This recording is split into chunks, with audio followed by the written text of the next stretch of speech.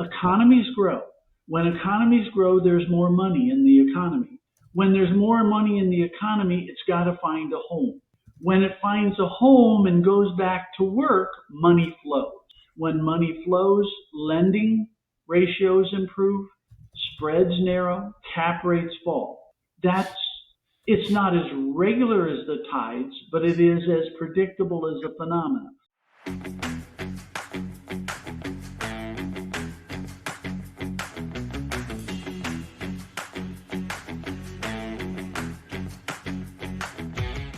Welcome back to another episode of Keeping It Real Estate. I'm your co-host, Dan Breezy, and today we have Dr. Peter Linneman joining us on the show.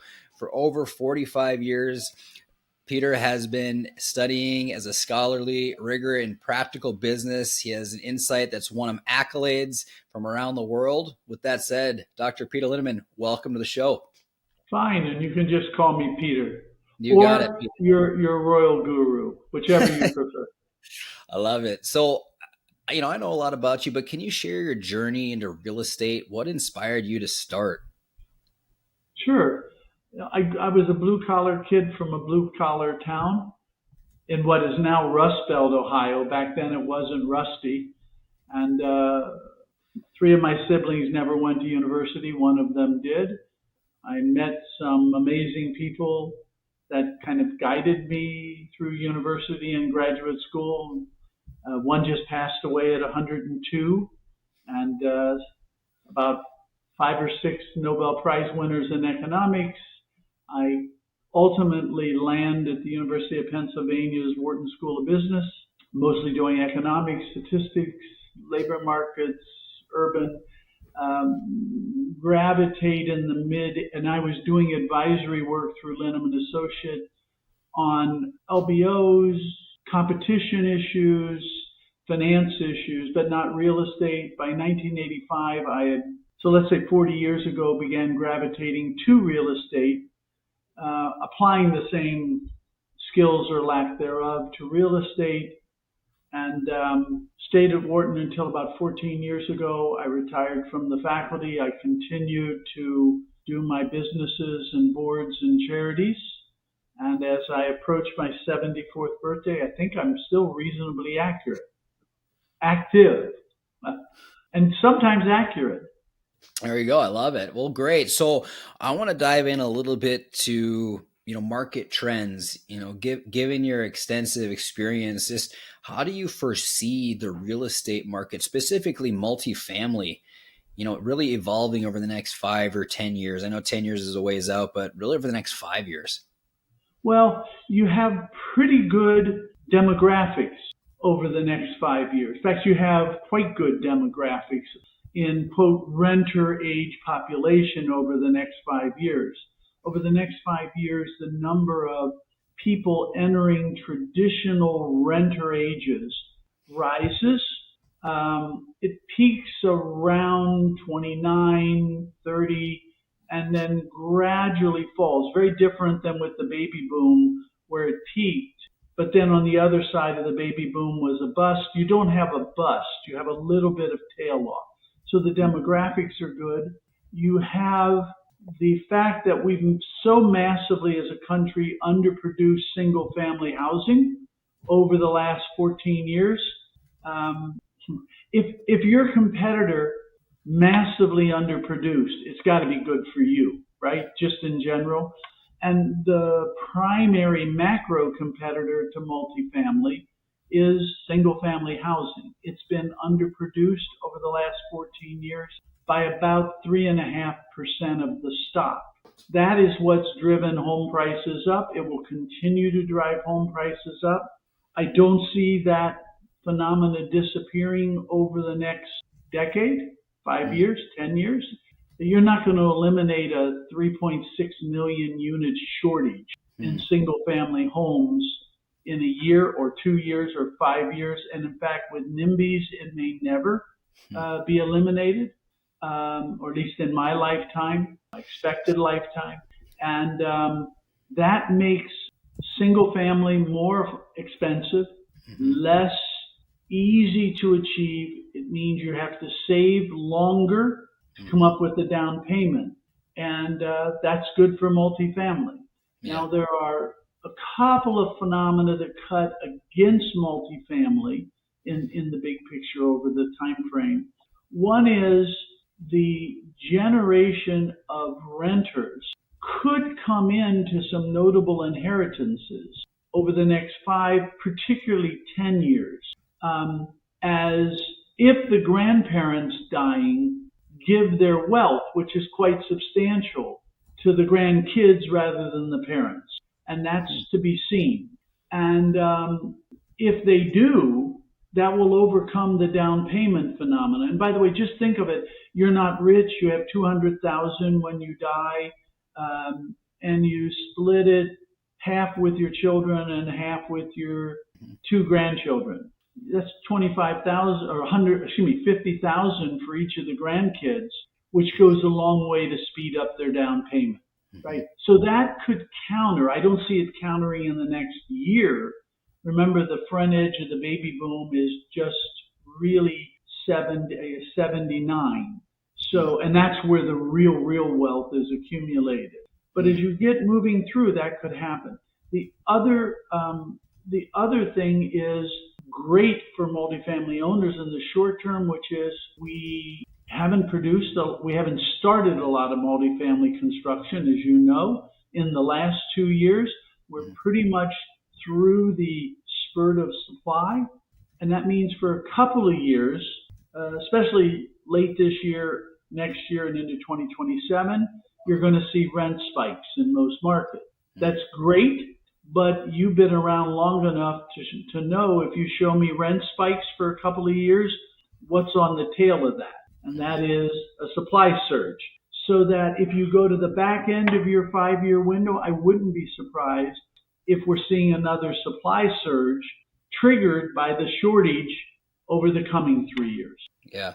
Wow. That's some really good data, you guys. If you're into multifamily, I love that, Peter. I really appreciate that. So the massive underproduced single family homes, why do you think it's gotten to be like that? Where I think you said 3.6 million units short? Yeah. Like, how it's out of about 100 million, just as a round number. Yeah. I'm just round number on single family. Yeah. How the heck do we get to that level of shortage? And why isn't somebody, or why are they not stepping in to build a ton more? And do you see someone like an Elon Musk finding a way to solve something like that with, AI and just future technology coming out? Well, it's very hard to disintermediate a place to live with technology. You can improve it, but it's very hard to disintermediate. Why do we have this shortage? I mean, I think it was a confluence of single family. It was the confluence of the housing bubble, followed by the housing bust, and the housing bust meant nothing got built. You then had the financial crisis, which meant no money was available for a lot of things. And at the same time, you've had NIMBYism grow. So even markets like Dallas, take for example, which we don't generally think of as a NIMBY market, it's more NIMBY today than it was 20 years ago to build there. And so this is a long-lived phenomena. It's the best friend of the multifamily owner-developer. Wow. Got it. When you said the word, I just got to ask, NIMBYism, what, help me understand. What does that mean? What does it mean? Yeah. It means that, as I said, imagine Toyota refused to produce. Yeah. Or was prohibited from producing. It means that a source of competition disappears, and that's good for the ones who are there, and that's multifamily. And by the way, I include in multifamily, single-family rental. The point is the down payment's the issue. I did some research with Susan Wachter, a Wharton colleague. I guess it was around 1990. No one has found anything different. It's not the monthly that keeps people from buying a home and keeps them in apartments. It's the down payment. You're going to pay a monthly wherever you live. Maybe it's a high monthly, maybe it's a low monthly. But what keeps you from owning, imagine you can afford the monthly, but if you can't come up with the money down, you're a renter. And assembling a down payment is a time-consuming phenomenon, and it just will take more time. And the Yeah. more time it takes, even if it only means people are in, how long do people generally stay, not lifetime renters, but let's say transitional renters? What? They stay renting 12 years of their life, some Yeah. crude Maybe. number like that, Yeah. 14 years of their life. Even if it only extends like 2 or 3 years, that's a massive incremental increase in the length of renting as a percent. Yeah. Yeah. That makes total sense. So with what you're describing here, you're painting a somewhat positive picture of buying right now. I mean, what's your thoughts on being in the market and buying multifamily right now? Because, back in 2021, 22, everyone and their mother couldn't wait to get in, and it was pure greed. And now we're in a position where you've got a lot of investors who are burned or stuck in deals, and now it's just straight fear. What's your take on that? Well, I'm old, right? I'm old. And one of the things I've observed is when people say deals don't pencil, come back 5 and 6 years later, those will turn out to be the best deals that were done. And when you say deals are easy to pencil, come back 5 or 6 years later, and those are some of the toughest deals. And that's because when money flows, it's great in the short term, but it brings in a lot of competition, brings in additional supply. And I therefore take a bit of, how should I say, like John Neff, kind of the vanguard type of view, which is you never know when it's the peak of the market. You never know when it's the bottom of the market, even though you always think you know when it's the peak or the bottom, but you don't know. With perfect hindsight, you look back and you go, I didn't know that was coming. If I knew it was coming, I'd be out. And if I knew it was coming, I'd have been all in. Trying to time it doesn't work very well in the stock market. And that was the whole point of Vanguard, right? And the index kind of approach. And I take the same view, which is most of the time, just be in. Be in long term. Be in with low enough leverage that you can weather any storms. Don't leverage it to the teeth because you can't weather the storm. If you come in and don't hold for 2 years as a strategy, but hold for 7 to 10 years, my research shows that on an unlevered basis, apartments are going to do 9.5% returns. You put modest leverage. What's modest? 65% leverage on it, you will boost that into the 12, 13% range. I find it very interesting that some of the legendary investors in history are legends because they can generate 12% returns year after year. And, we all think about generating the 22% return. That doesn't necessarily make you a legend, right? What makes you a legend is just keep doing 12% returns. You do it for 6 years, you've doubled somebody's money. And do it again, and do it again, and keep your leverage low enough that you cannot get squeezed. You'll pull your hair out. One of the things I also learned is that in any decade, there'll be 2 years you feel you're the dumbest person around because how could I have been so dumb to do it and missed it so bad? There are going to be 2 years where you think you're the world's greatest genius because I didn't foresee it, but it turned out, and I'll take credit for it. And about 6 years are more or less what you think. So it's a bit like playing sports. You look like you're a guy who played some sports. You work your ass off, you prepare like hell, you train like hell. What, every play in the game goes perfectly? I mean, there are fumbles, there are interceptions, there are 0 yards in a cloud of nothing. And yes, there are plays that you thought were going to be an 8-yard slant pass, and they broke it for a touchdown, right? And celebrate. Investing is the same way, right? And there's a lot to be said for 11 or 12% in a cloud of dust over a 7 to 10 year period. Multifamily is sort of designed for that. You've got deep capital market with Freddie Fannie and other sources, and the history is it's a pretty steady performer. You've been around, you know, if you see a drop beyond about 15% in apartment NOI, that's really unusual. More normal is you'd see a 5% drop on a downside or 6%, and then 3 years later you get it back because there was a shortage of supply subsequently. You got it back on the other side, but you got to keep your debt low enough to be around. What does all that say to come to your question? Always be in. Always be in. Because the worst is you look back if you can get capital. And my comment to investors is always provide capital. Because you don't know that this was a great time or a bad time. We've looked at 7 and 10-year hold periods, and there's no, not for any particular asset, but on a portfolio level, whether it's an ACRE for REITs, apartment REITs, there's no 10-year period you've ever lost money. Ever. Wow. That in recorded data. There's no 10-year period. By the way, was there a year where you lost money? Of course. Was there 2 years you lost money? Of course. Were there 1 or 2 years where you minted money? Yep. You need to stick around through the bad years so you can take advantage of the years where you mint money. Wow. And so I think a lot of people have made a mistake sitting out because, quote, it didn't pencil. And they overbelieved their underwriting in a way. And what do I mean by overbelieving your underwriting? If I pulled out any deal you did in the last 10 years and I looked at your original pro forma, do you realize how far off every number in that pro forma are? The operating costs are off, the taxes are off, the rents are off, and basically every year. Cap rates are off. And not because you're not good.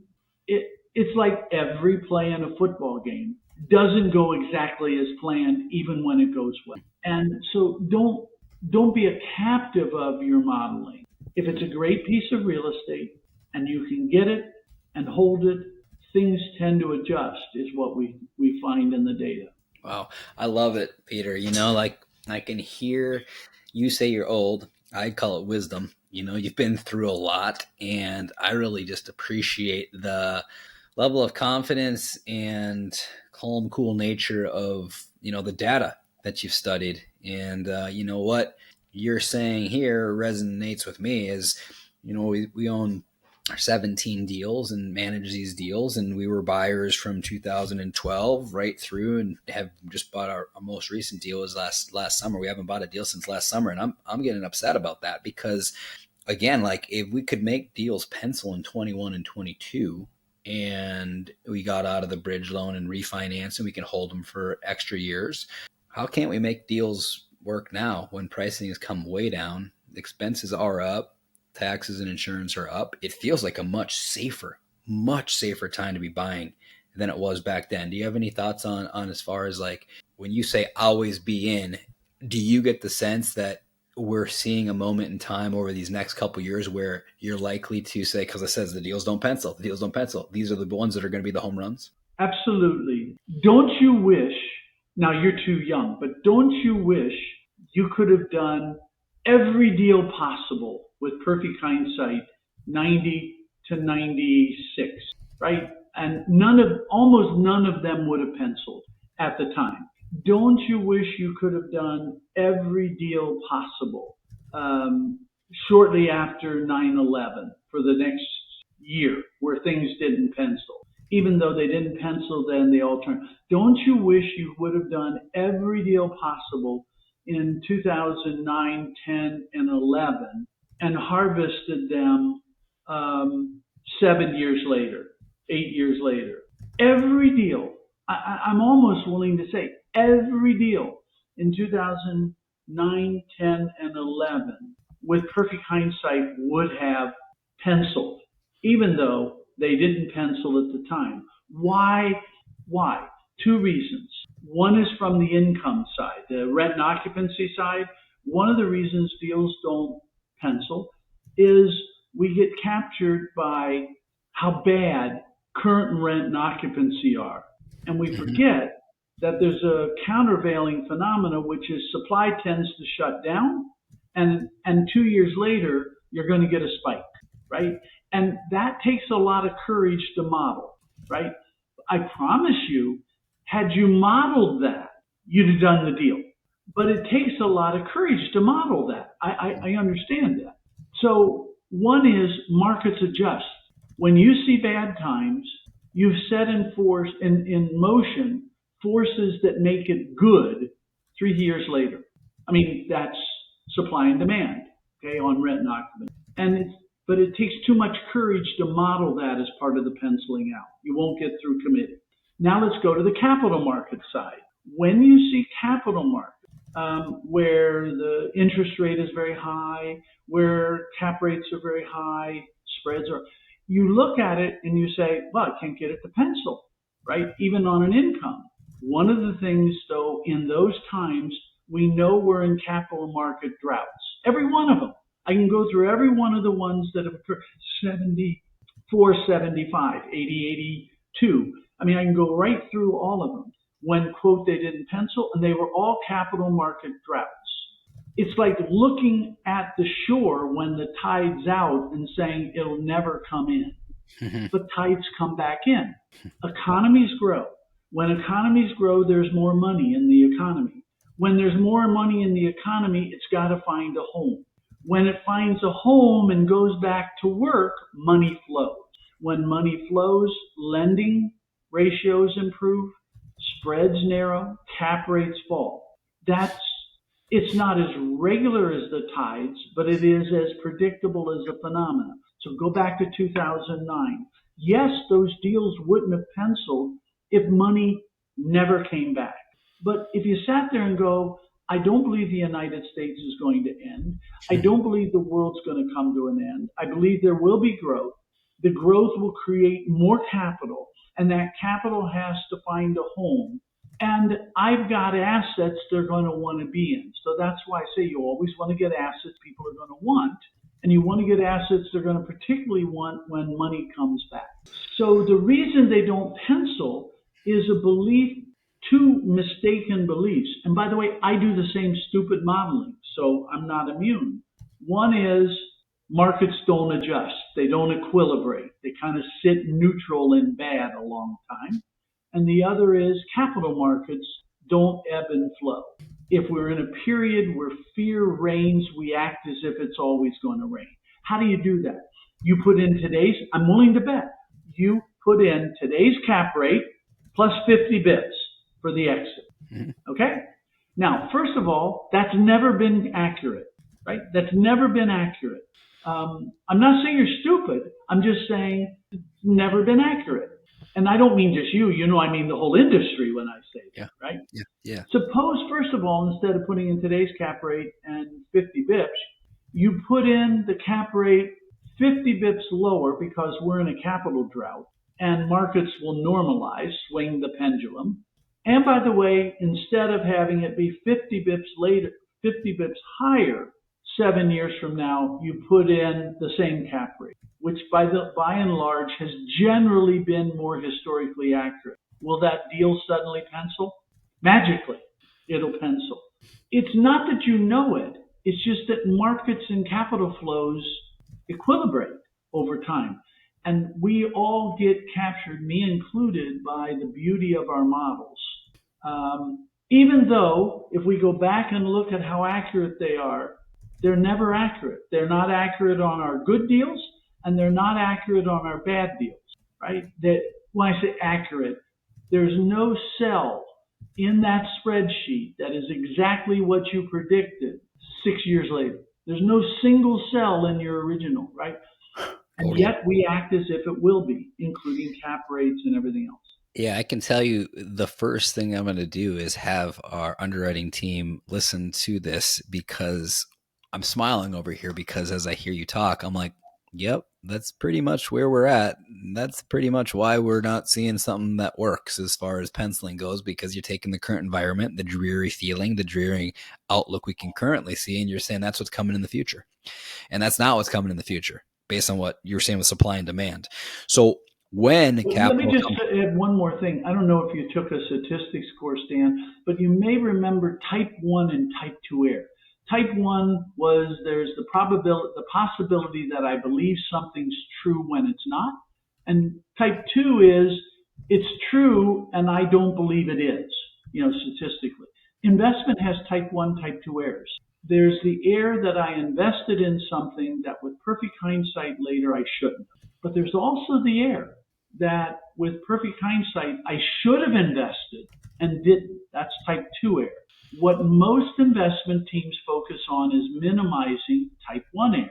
But remember, you could avoid ever making a type 1 error. That is investing in something you shouldn't have. You know how you avoid never making a type 1 error? Never invest. Yeah. But you'll have tons of type 2 errors, namely, I should have invested but didn't. And I think there's a bias in the industry to avoiding type 1 errors at the expense of not making making type 2 errors. That is, missing opportunities. And my friend Sam Zell used to say to me, people tell me, I'm not going to imitate his voice. People tell me that they wish they were around in 74 and 75 and 80, 82 and in 90 to 94 and, go right through it. And he says, you know what the truth is? Most of them don't have the courage to do it. They're too captured by the numbers and not seeing enough the market, the real. And I think he's kind of right. And that's what creates the opportunity. Put it this way, a bias to not make investments that you shouldn't have systematically leads to doing better if you do make investments when others aren't. I'm processing that. A bias to not make investments that you shouldn't have systematically leads to doing investments when others aren't. When others aren't, because the competition, they're all using the same model, right? Everybody's a professional. This is not back in 1970 where you know how to do a model and nobody else did. We're in the 2020s. Everybody has basically the same model. Great. You have 2.3% rent increases. You have a 5.1 cap rate. Somebody else has a 2.4% and a 5.2 cap rate, right? I mean, everybody has the same model. If everybody tries to avoid investing for fear of making a mistake, except you, that's how you got in 2009 and 10. And since they aren't doing it, the competition isn't as extreme and the pricing is better. The risk is higher. It's not like the risk is higher. Nothing is free in life. So you had to take a risk. You had to believe. Go back to 2009. What did you really, if you had money, what did you have to believe? You had to believe money would come back and renters would come back, right? You pretty much saw there was going to be no supply for the next 3 years, but you did have to believe renters would come back and capital would come back. To me, that's a pretty good bet in a growing economy. Yeah. Yeah.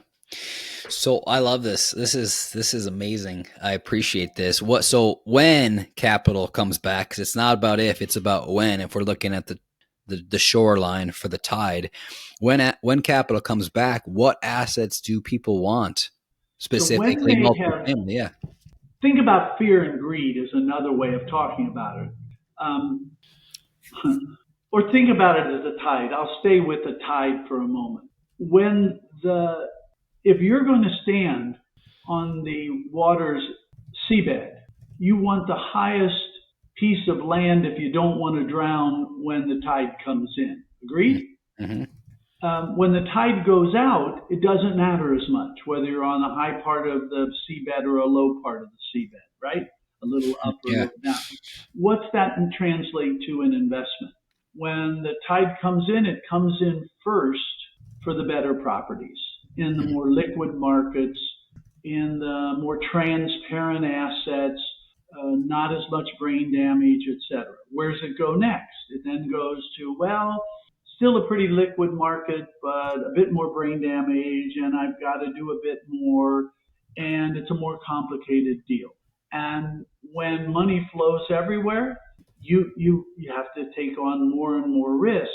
And yet you don't feel like you're taking on more risk because people are falling all over themselves to give you money.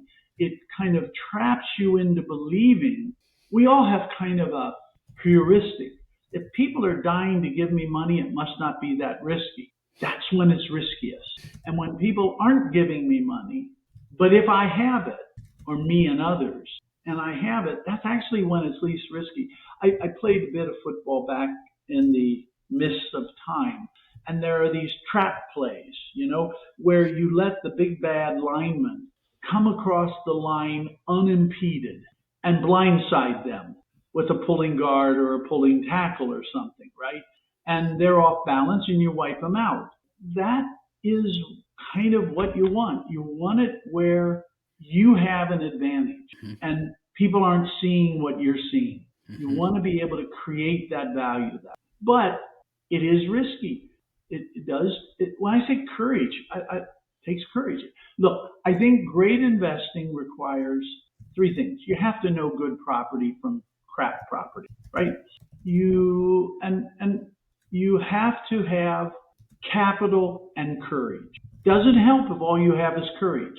You could have all the courage in the world, but if you don't have capital, doesn't matter. And if you have capital and no courage, it doesn't matter, right? You need capital and courage, and you need humility, which is very hard for me, trust me. You need the humility to know, I never know. This is like John Neff with the stock market, the Vanguard approach. I never know if it really is the peak. I never know if it's really the bottom. I'm going to get in all the time, and I'm going to set myself up so I can hold for a long enough period of time to wait out the bad periods and take advantage of the good. Oh man, I'm just over here soaking this in. I love it. I love talking to people who have been around for years. How many years have you been at this game, Peter? In various forms, like with real estate, probably years. Wow. And economics and capital markets, like since 77. Wow. Almost 50 years.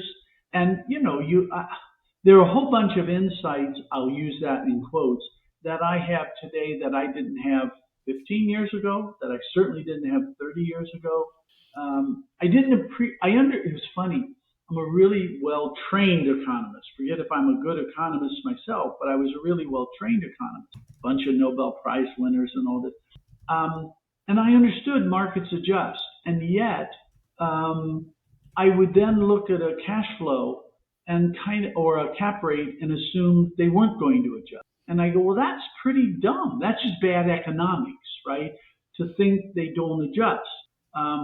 That today's cap rate will be the cap rate 7 years from now, plus 50 bips on the exit. And how much of the industry do you think uses that model? 90, 95% of the industry is using some variant of that model. How many people in the industry are using a model that says, no, I'm going to go in at a higher than normal cap rate now, but I think it's transitory. I'll finance myself with more equity to get to the other side. Capital markets swing. Cap rate's going to come down to something more normal. When it does, I'll sort out my capital stack. That's what I get paid to do. And rent will come back and occupancy will come back. Do you doubt that rent and occupancy in Austin will come back in a couple of years? No. Yeah. We could have a long discussion. Is it 18 months or 36 months? Do you doubt that given how bad it is, there's going to be a shortage at some point in the next 5 or 6 years? No. Do you doubt that when the shortage occurs, there'll be a spike beyond anything you would have the courage to model? And that's how we use really good underwriting to misunderwrite. Oh, that's a good way to put that. We use really good underwriting to misunderwrite. I love it. So, well, it's really good underwriting when times are normal. Mm-hmm. And by the way, most of the time, by definition, times are normal. Mm-hmm. But however good it was then, underscores how bad it is when times aren't normal. Mm-hmm. And the problem is, I keep going back to the kind of Vanguard stock variant. Mm-hmm. The problem is we don't know exactly when it's good or bad. Mm-hmm. We pretend we do, but we don't really know. And I look at somebody like Sam Zell, who was a legend. You would agree, was a legend. Yeah. And Sam mistimed. I mean, it's not like he perfectly timed.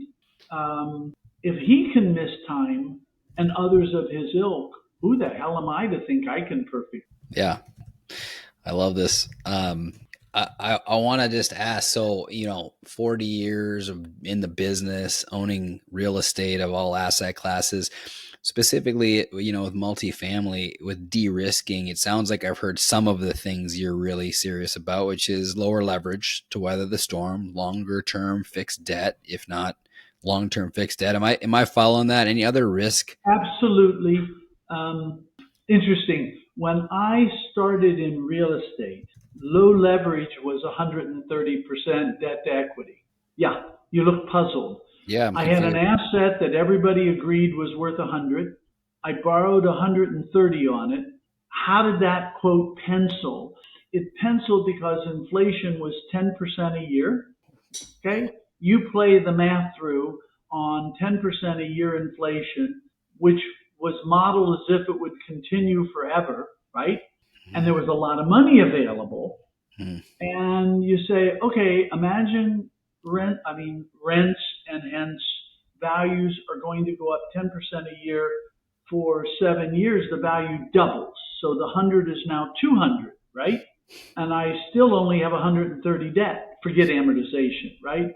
Mhm. That's how people underwrote it. Well, Or 110% debt was really low, or 100% was, oh my God, if they lost their mind. And with capital markets were very different. By the way, what happened to the model? Well, first of all, you didn't get 10% a year, right? And you go, oh, I thought my model was so good. So I've seen all kinds of stuff. And every cycle is crazy in its own way. Every cycle is people are overconfident in their own way. Not stupid. Uh, I would use crazy rather than stupid.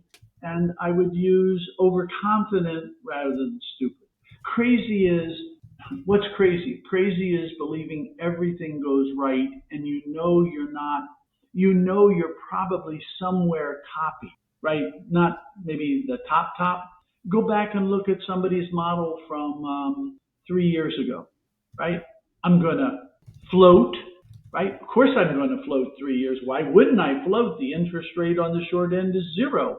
I can float and it's brilliant no matter what happens. Well, that didn't turn out so well. That's crazy. It was a risk, not worth taking. What's another one? Well, I've seen you get in times, and I saw the rents, and we saw this again in 2001. Rents are up 9 and 10%. So I'm going to be conservative and put in they're only going to rise 6 or 7% the next 5 years each year. And you go, well, that's not conservative. That's stupid or crazy. And they compound. So yeah. try to focus on long-term fundamentals more. Times Yeah. go in, times go out. Markets adjust. Hmm. Yeah. So crazy. And what would be, confidence? Because you said you're either crazy rather than stupid. What would be stupid from your perspective then? Well, stupid used to exist a lot. Namely, people didn't know what they were doing about real estate. They just didn't know. You just had, if you go back to when we started Wharton's program for real I think we started in 1985. And, we had Taubman and Ron Twilliger and Mort Zuckerman and, all these legendary guys help us put the program together. And the whole point was that the industry was massively unprofessional, just massively. You had people buying property who had never done due diligence, not just a hurried due diligence, just never did due diligence. By the way, if I could borrow 110%, better to do 3 more deals, take 10 million out up front on 100 than doing diligence to protect that I might lose 5 million, right? That was a simple. So back then it wasn't, I mean this as a great compliment. Guys like you today you're like professional athletes. The only reason a professional basketball player doesn't score 30 points a game, every one of them, is because there's a whole bunch of other people just as good as them. But if it was us schlubs out there, every one of them would score 30 or 40 points a game, right? And the neutralizing is there's a whole bunch of real professionals, all physically trained and so that's what's happened in this business. There used to be a few people well-trained, usually by their family. I'm nothing against being trained by families, but if you didn't have a family, I didn't have a family growing up that was in the business. I don't know about you. If you didn't, you really couldn't get trained to speak of. Now you can go to any university. You can get a good program. Even if they don't have a program, you can buy books like my book and work your way through and self-educate. On top of that, your boss, by this point, went to one of those schools or self-educated and they had trained you. So the stupid has gotten a lot harder. Just not knowing, is it a good piece of real estate? Not knowing if it's physically sound or locationally sound. Do you see people make that mistake? Of course. That's not the most common mistake anymore. Wow. So in 50 years of advising and leading corporations and investors, what would be, some of your biggest key lessons you've learned that could benefit both the seasoned professionals that you're talking about, those trained, and the newcomers in real estate? Debt kills. For every opportunity, there's at least an offsetting risk or a potentially offsetting risk. We tend to look, my book, which I think we've now 20 couple of years, Real Estate Finance and Investments, Risk and Opportunity. And that was very carefully thought about as a title. Forget if the book is any good, the title's good. And Samzel had a guy who did art for him. And if you ever look at the cover, it has this guy on a kind of teeter-totter thing trying to balance. And it was his idea that the whole game is balancing risk and opportunity. And you don't want to go too far either way, right? And so one of the lessons is risk and opportunity. Another lesson is your best investments, if you hold for 7, 10 years, are probably going to be made in periods where most people say they don't pencil, and you had to do it with more equity and solve the capital stack structure later because markets adjust. If you over leverage, you don't have that chance to survive for things to adjust, though. That's the problem. I said one of them, which in a decade, go back 10 years ago, 2015. Trump, I don't know, was he going to win his first term? We didn't know who the Fed chair was going to be. Did you think we'd have a zero interest rate? Did you think we'd shut down all the shopping centers in the country for months on end? Did you think you couldn't be able to fly to Europe? I mean, I can go on, right? Did you think that not only would Trump get elected, I'm just taking obvious points, not only get elected, but then not win and become only the second president ever to win a second term, but not consecutive. I mean, who guesses that stuff? That's just 10 years ago. I mean, I didn't even have to go 20 years ago or 15 years ago, right?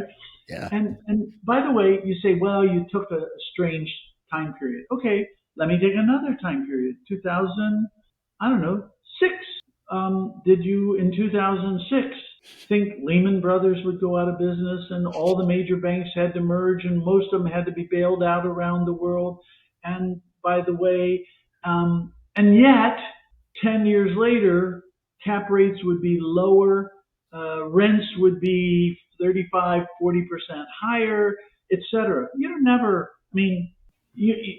So one of the things I learned is go back and look at what was happening in the world 7 to 10 years ago, however long you run out your pro forma, and say, I didn't see this coming in 2014. Why do I think I so accurately see it? Why do I so accurately think I see what's going to happen in 2032 or 2035 when I've never foreseen any of the other? Would you have, take sports, would you have, 10 years into Tom Brady's career, would you have guessed he'd still be playing 12 years later and win a Super Bowl? Nobody, right? And I'm not saying don't underwrite. I'm just saying go, okay, I got it. And I always view underwriting, yes, the numbers are cool and all that, but and I love numbers. It's more about, have you asked the right questions on a good piece of real estate? And if you have a bad piece of real estate, asking all the questions you want generally doesn't help. But if it's a good piece of real estate and you ask all the questions and you have time to let markets adjust, you'll tend to do okay. I love it. In wrapping up too, I don't want to take too much of your time, but a good piece of real estate. Describe, a good piece of real estate from your perspective, Peter. People want to live there. People want to live there. I don't have to, and by the way, you can go to, I don't know, the lowest 30% of apartments, all right? Because people have to choose what's a good car, okay? And you could say, well, a Maserati is a good car. Okay, well, there are going to be very few people buying Maseratis. You could say Mercedes. Well, there are going to be a few more. You could also, and I don't know my cars well enough anymore, but for years, Taurus was the best-selling car in America, right? Was it a spectacular car? No, it was just the best-selling car because it was the best product in that price range, and there were a lot of people in that price range, right? And you could ask why it was the best. That's a separate. So what I would say is people want to live there. I don't have to bribe them to come look at it. I don't have to bribe them to pay rent. I may have to compete for them, but I don't have to bribe them. Mm-hmm. Good real estate is I have an opportunity to make it better, right? Over time, not necessarily at this moment, but over time, I have the opportunity to make it better. The neighborhood's going to likely improve. I can upgrade it. I can add a few units. I can change out the kitchens. They don't need changing out now, but I can simply change them out, etc. Good, but at the end of the day, good real estate is people want to live there. They want to live there because of its location. They want to live there because of its design. They want to live there because you run a good community. And they want to live there partly because of the amenities, although interestingly, I generally believe most amenities are about marketing more than living, right? And what do I mean by that? How many people are in the hot tub at 2:00 on a Tuesday? But you got it. And when people go see it, it's a wow factor, right? How about that climbing wall? How many people, if you go there even on a Saturday, do you see at the climbing wall? Not many, but it's a seller when people go there. The weight room, the whatever you call it, fitness center, right? You go there, and depending on the clientele, at certain times of the day, there are people there. But it's a great marketing because everybody comes in and says, yeah, I got to get in shape. I got to get in shape. Most people have been saying that for years. They don't get in shape. A few do. It's a great marketing point. And I'm not saying amenities aren't important, but I almost think of amenities more as a marketing thing than a lifestyle thing. Mm-hmm. I see that. Yeah. By the way, in single-family homes, a modern single-family home for a price of what, $250 and above, $300, depends what market, $300 and above. If I don't have a jacuzzi type of tub, I have a hard time selling it. I don't know if you have a jacuzzi in your home. I'm willing to bet if you do, you haven't used it very often. Your mother came and visited. She used it twice.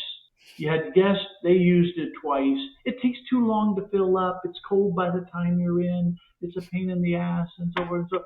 But it's great marketing, right? Yeah. Yeah. So that's how I think of amenities generally, not always, right? Everybody likes some amenities. Yeah. By the way, if you really wanted amenities, I've always wondered, I don't know the answer to this. I would love to run a controlled experiment on the following. Take all the money that you put into your gym, all the price for the weights and the space that you could have used for something else. Maybe you could have built one more apartment because you often take a studio or something effectively. Take all the money that you put into making that fitness center amenity, okay? And put it into giving free Sundays to everybody who comes and rents an apartment. And they get a free Sunday once a week for the first month, okay? I have an intuition that the free Sundays for the first month you live there, as long as you're making good Sundays. First of all, you know your money could make a lot of Sundays. You would agree? Oh, yeah. You know what it fits out cost, right? Uh-huh. And I just think most people would go, damn, I like those Sundays a lot better than I do grunting over the weights. And you'll have more people coming for their weekly Sunday than you will going to the gym. Yeah. And I say that as somebody who's been, I know it doesn't look like it, who's been going to the gym for, I don't know, 58 years or some number pretty much every day. And I see a lot more people at the ice cream store than I do at the gym in a normal day. Yeah, I like that. We got to try it. If you try it and it works, I get credit. If it fails, it's your fault for listening to a stupid guy. Oh man, I love it. I love it. Well, gosh, thank you so much, Peter, for joining us on the show today. If our listeners want to get a hold of you, how can they reach out to you? So go to Linneman Associates, Linnneman Associates, or if they just put in my name, Peter Linneman, a lot of stuff will come up. At my website, you'll find what we do, which is a lot of advisory. We do some boutique investing. We do some opportunity zone investing. We have Linneman Letter, as you know, a publication that's widely read in the industry. We have information on my book and the self-education program. We have some programs like this I've done or presentations we make. And we also have information on a charity, Save a Mind, Elimu. Elimu means education in Swahili. We've been doing for 22 years, my wife and I, in Kenya. And we've had about 350 kids go through the program. We have one working for Cortland, not to give credit to a competitor, but she's got her master's and she's working for Cortland. We've got another at the University of Florida. We have a lot of kids who have graduated from high school and college that otherwise wouldn't, and they can see about that. It's my passion. So it's awesome. It's awesome, Peter. Well, again, I thank you so much for coming on. It's been a true pleasure. Yeah. It's nice that somebody thinks of an old guy and knows he's still alive. Hey, the more I can be hanging out with people of your status and experience, the better. So if there's ever, a mentoring opportunity, I might be that guy to sign up and follow with your guidance. It's inspiring. So yes. And thank you so much for tuning in to another episode of Keeping It Real Estate, you guys. Please do us a huge favor and leave us a rating and review. It helps us continue to bring on great guests like Peter and provide great content. So thank you so much. We'll see you on the next week's episode of Keeping It Real Estate.